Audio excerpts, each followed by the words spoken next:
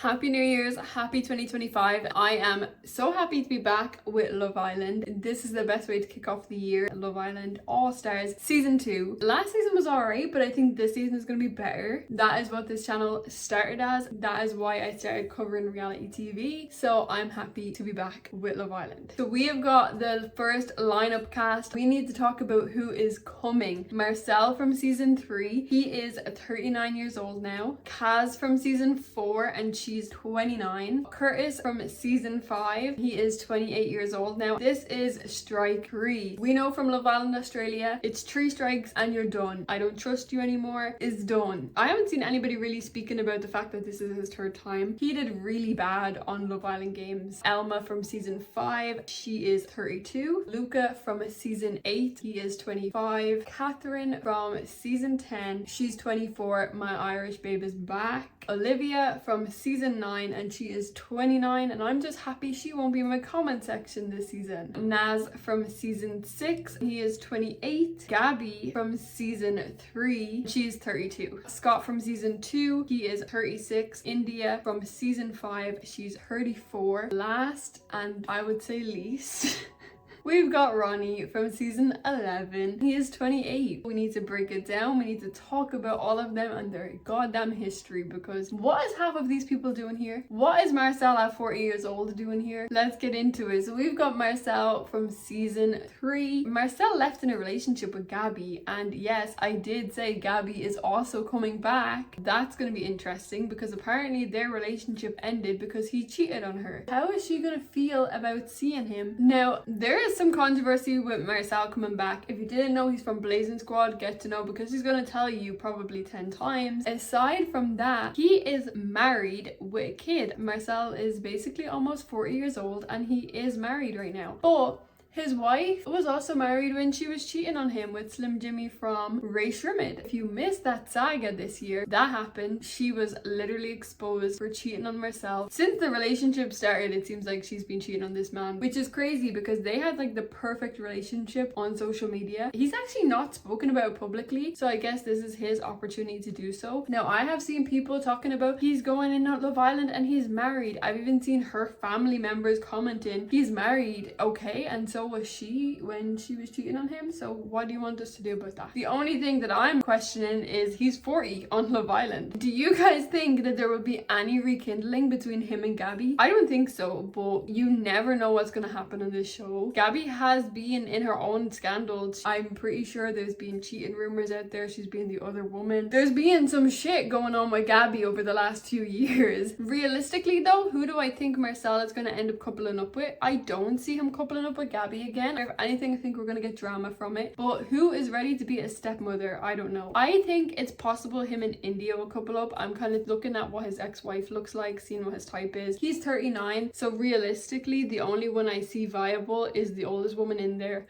and that's India. Kaz from Season 4. She left with Josh, but it didn't work out. Josh is now engaged. She had a lot of drama when she was on the season, so I'm sure she will bring the spice. I think she's grown a lot since she was on it, but it'll be fun to see her back for sure. Curtis is coming back. As I said, he was on Love Island games and he was like a background cat. Nobody really spoke to him. Honestly, Curtis gives me slimy vibes. I have read that Maura is kind of nervous for him going in there because he is the only ex that she's worried about that would have a blabble mouth. Do we think Curtis is going in there to chat shit about his ex? Elma didn't get long on her season. She was in Season 5 and she was with Anton. She got dumped pretty quick, so it'll be good to actually see her blossom. I know that she's been on The Only Way is Essex for the last few years now. I don't watch that show, so I don't know what it's like. She's changed. She looks different. She actually kind of reminds me now of Holly Hagen. Luca from Season 8, and if they could have picked anybody from Season 8, I mean, they could have picked anybody except for Luca. I actually don't know what he's here for. He gives Joe